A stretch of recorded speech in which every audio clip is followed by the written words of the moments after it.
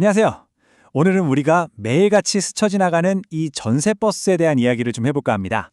특히 인천광역시를 중심으로요. 이 평범해 보이는 버스 번호판 하나에 사실은 완전히 다른 두 개의 세계가 숨어 있다는 사실, 이걸 한번 제대로 파헤쳐 보겠습니다. 자, 이 버스 한번 보세요. 겉보기엔 그냥 다 똑같은 버스잖아요? 그런데요, 이 버스 한 대가 사실은 전혀 다른 두 개의 우주에서 움직이고 있다면 믿으시겠어요? 네, 오늘의 이야기는 바로 이 궁금증에서부터 시작합니다. 좋습니다. 그럼 먼저 이 두 세계의 겉모습부터 한번 살펴볼까요? 인천 전세버스 산업의 구조인데요. 이 버스들이 사실 도시의 필수 인프라, 뭐랄까 살아 움직이는 동맥 같은 역할을 하고 있는 거죠. 이 산업을 들여다보면요. 크게 규모에 따라 둘로 나뉘어요. 버스를 100대 이상 가진 대형 사업자들은 아무래도 안정적인 기업 통근이나 통학버스 계약에 집중하고요. 반면에 10대 미만인 소형 사업자들은 결혼식이나 개인 여행 같은 틈새 시장을 아주 발빠르게 파고드는 거죠. 기동성이 생명인 셈입니다. 자, 그럼 이제 겉모습은 봤으니까 한꺼풀 더 벗겨내볼까요? 도대체 누가 진짜 이 버스의 주인인지, 업계의 가장 큰 비밀이라고도 할 수 있는 그 독특한 시스템을 한번 들여다보겠습니다.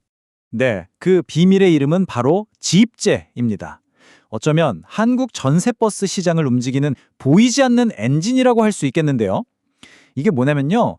기사님이 자기 돈으로 수억 원짜리 버스를 사요. 그런데 사업에 꼭 필요한 영업용 번호판은 운수 회사 소속이거든요. 그래서 매달 회사에 돈, 일종의 자리세를 내고 그 번호판을 빌려 쓰는 구조인 겁니다. 그러니까 버스는 내 건데 내 마음대로 사업을 할 수는 없는 좀 특이한 상황인 거죠. 이 과정을 보면 더 명확해집니다. 자, 첫 번째, 기사님이 2억 5천만 원이 넘는 큰 돈을 들여 버스를 삽니다. 그럼 두 번째, 회사는 법적으로 사업할 수 있는 영업용 번호판을 제공해주고요.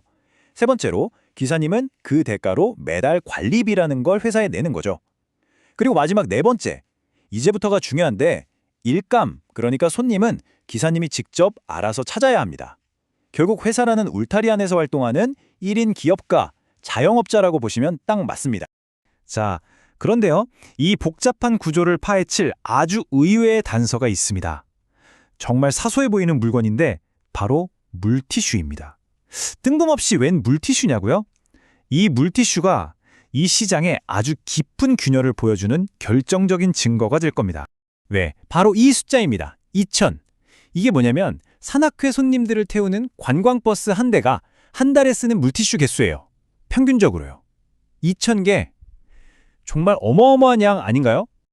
그리고 이 그래프를 보면 그 차이가 정말 충격적일 정도입니다. 왼쪽 보세요. 관광이나 등산버스는 한 달에 거의 1,900개에 가까운 물티슈를 쓰는데, 오른쪽 통학이나 통근버스는 고작 200개입니다.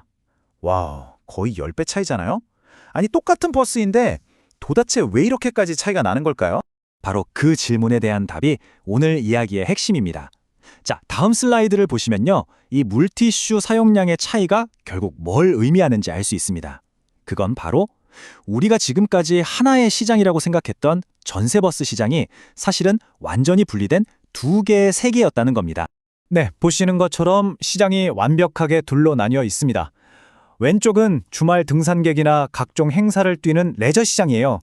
일이 불규칙해서 위험 부담은 크지만 한 번 뛰면 수입은 짭짤하죠. 고위험 고수익 시장인 셈입니다. 반면에 오른쪽은 매일 똑같은 시간에 학생이나 직장인을 실어 나르는 공공서비스 시장입니다. 수입은 정해져 있지만 아주 안정적이죠. 저위험 안정적 수익 구조고요. 이 표를 보면 그 차이가 더 와닿으실 겁니다. 계약 방식부터 달라요. 관광버스는 그때그때 건당으로, 심지어 말로 계약하는 경우도 많은데 통학버스는 1년 단위로 전자입찰을 통해 아주 공식적으로 계약하죠. 기사님의 역할도 완전히 다릅니다. 관광버스 기사님은 손님들 기분도 맞춰줘야 하는 서비스 제공자이자 엔터테이너에 가깝다면, 통학버스 기사님은 아이들의 안전을 책임지는 공인된 안전관리자여야 하거든요. 법적 책임의 무게부터가 다른 거죠. 사실상 완전히 다른 직업이라고 봐도 무방합니다. 이 두 세계가 얼마나 다른지 더 확실하게 이해하려면 이 노란 버스, 즉 통학버스의 세계를 좀 더 깊이 들여다볼 필요가 있습니다. 왜 통학버스는 절대로 주말에 파티버스가 될 수 없는지, 그 이유가 여기에 있습니다. 어린이 통학버스가 되려면요, 이게 보통 일이 아닙니다. 보시는 것처럼 지켜야 할 규정이 정말 빽빽해요. 차 전체를 노란색으로 칠하는 건 기본이고요. 번쩍이는 경광등, 정지 표지판, 아이들 체형에 맞는 안전벨트까지 다 갖춰야 합니다. 심지어 아이가 차에 남겨지는 사고를 막기 위해 어린이 하차 확인 경보장치도 의무적으로 설치해야 하고요. 차량 연식도 9년 미만으로 아주 엄격하게 제한돼요. 이 모든 걸 갖추는 데 드는 비용과 노력이 엄청난 진입장벽이 되는 겁니다. 바로 이 지점에서 잠김 효과, 즉 락인 이펙트가 발생합니다.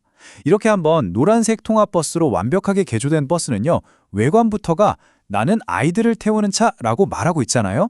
이걸 주말에 어른들 등산 모임에 가져간다? 어울리지 않죠. 기능적으로도 그렇고요. 결국 한번 노란 버스가 되면 수입이 더 좋을 수 있는 주말 관광시장으로는 사실상 넘어갈 수가 없게 이 시장 안에 잠겨버리는 겁니다. 그래서 이 보고서에 나온 이 한 문장이 모든 걸 설명해 줍니다. 면허는 같지만 시장은 완전히 다르다. 정말 그렇죠? 같은 전세버스 운송사업 면허를 가지고 있지만 실제로는 전혀 다른 두 개의 시장에서 뛰고 있었던 겁니다. 자, 그럼 앞으로는 어떻게 될까요? 자율주행 같은 기술이 발전하고 안전 규제는 점점 더 강화될 텐데요. 과연 이 두 개의 분리된 세계는 언젠가 하나로 합쳐지게 될까요? 아니면 지금보다 훨씬 더 멀어지게 될까요? 이 질문을 여러분께 남기면서 오늘 이야기는 여기서 마치겠습니다.